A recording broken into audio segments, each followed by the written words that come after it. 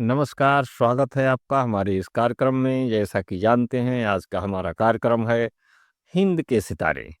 हिंद के सितारे में हम आपको बांग्लादेश की कहानी के तीसरे पार्ट में लेके चलते हैं कि कैसे भारत-पाक युद्ध के बाद पाकिस्तान के 2 टुकड़े हुए थे।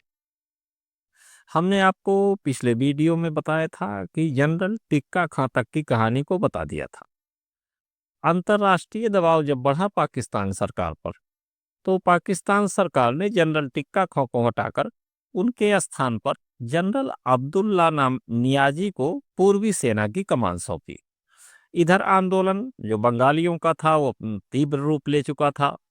भीषण नरसंहार और आंदोलन को दबाने के लिए जो है ये सब किया गया, लेकिन आंदोलन दबा नहीं।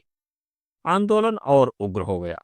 पाकिस्तानी सरकार के सहयोग से वहां पर पूर्वी पाकिस्तान में जो आज का बांग्लादेश है, एक और संगठन स्थापित किया गया जिसका नाम था जमायते इस्लामी। जमायते इस्लामी का काम था पाकिस्तानी सेना का मदद करना और अलग देश की मांग करने का विरोध करना। अब आप जानिए कि जमाते इस्लामी क्या है। ये आपको बता दें कि जब भारत का विभाजन हुआ था तो उत्तर प्रदेश तक के मुसलमान जिन्हें पाकिस्तान जाना था वो पश्चिमी पाकिस्तान चले गए थे। लेकिन बिहार का वह भाग जो बंगाल से सटा था, वहाँ के कुछ मुसलमान जिन्हें पाकिस्तान जाना था, वो पश्चिमी पाकिस्तान ना जाकर के पूर्वी पाकिस्तान चले गए। और सामान्यतः ये हिंदी भाषी लोग थे, ये बांग्ला भाषा जानते नहीं थे। यही लोग जमाते इस्लामी संगठन में शामिल हुए और बांग्ला भाषा के आंदोलन के विरोध के रूप में इन्होंने पाकिस्तानी सेना का साथ दिया। इधर शेख मुजीबुर रहमान पहले से ही गिरफ्तार हो चुके थे। उन्हें पाकिस्तान की जेल में, जिसे मियां की जेल कहा जाता है, वहां रखा गया था। अब आवामी लीग के दूसरे नेताओं और कार्यकर्ताओं ने आंदोलन की बागडोर अपने हाथ में संभाली और उनमें से कुछ एक नेता ऐसे रहे जो जो है उस समय हाई फाई रहे, फेमस रहे, जिनका नाम है ताजुद्दीन अहमद। बाद में ये शेख मुजीब मंत्रिमंडल में भी रहे। इन लोगों ने संभाली और एक और संगठन इन लोगों ने, बंगाली आंदोलन करने वालों ने एक और संगठन बनाया जिसका काम पाकिस्तानी सेना से डायरेक्ट लड़ाई करना था और उसका नाम रखा गया मुक्ति वाहिनी। इसमें ऐसे बंगाली शामिल थे जो पहले पाकिस्तानी सेना में शामिल थे। बाद में उन्होंने बांग्लादेश बनाने के लिए अपनी जो है पाकिस्तानी सेना से वो इस्तीफा दे दिया था और मुक्ति वाहिनी में शामिल हो गए। इधर आंदोलन और कत्लेआम इतना आगे बढ़ चुका था कि तमाम पूर्वी पाकिस्तान के लोग वहां से भागकर बॉर्डर से लगे भारतीय क्षेत्र में आने लगे। भारत में शरणार्थियों का दबाव बढ़ने लगा, जिसके खाने और रहने की समस्या यहाँ भारत में जो है बढ़ने लगी। 50 लाख से ऊपर शरणार्थी भारत में आ गए थे। उस समय तत्कालीन प्रधानमंत्री भारत की जो थी वो इंदिरा गांधी थी।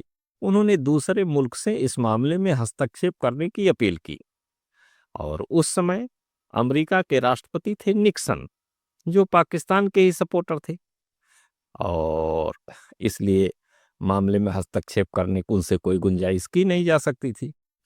लेकिन मामले का कोई हल निकला नहीं।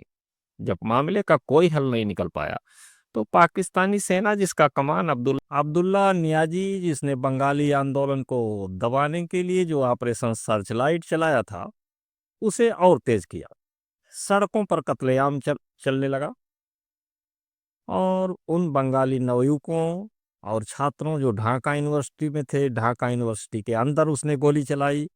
लाखों लोग मारे गए और भारत में जो शरणार्थी बंगाल से भाग करके भारत में आ रहे थे, तो शरणार्थियों की बढ़ने की समस्या के कारण भारत की सुरक्षा व्यवस्था और अर्थव्यवस्था दोनों पर प्रभाव पड़ा। भारत सरकार ने मुक्ति वाहिनी की मदद करने का निर्णय लिया। भारत पाकिस्तान के रिश्ते पहले से ही खराब थे। मार्च 1971 आते आते रिश्ते और बिगड़ गए और प्रधानमंत्री इंदिरा गांधी ने सीधे इसमें हस्तक्षेप करने के लिए जो है अपने मन में विचार बनाया और इस मूड में आ गई। उन्होंने जो भारतीय सेना थी, जिसके पूर्वी कमान का नेतृत्व कर रहे थे जनरल सैम बहादुर मानेकशॉ, तो उनसे हस्तक्षेप करने को कहा। मानेकशॉ ने उस समय युद्ध को टालना चाहते थे, क्योंकि अप्रैल आते-आते वहाँ पर मानसून सक्रिय हो जाता है। ऐसी स्थिति में सेना द्वारा कुछ कर पाना बहुत संभव नहीं था। तो सेना द्वारा यह निर्णय लिया गया कि मुक्ति वाहिनी के लड़ाकों को सेना द्वारा मदद किया जाए, उन्हें ट्रेनिंग दी जाए। इस बीच मुक्ति वाहिनी और पाक सेना के बीच छिटपिट युद्ध चलता रहा। इसी दरमियान मार्च अप्रैल के बीच आवामी लीग के नेताओं ने एक अंतरिम सरकार का गठन कर लिया, नेतृत्व आंदोलन को आगे बढ़ाने के लिए, आज़ादी के लिए, जिसमें आवामी लीग के प्रमुख नेता थे जो है ताजुद्दीन अहमद।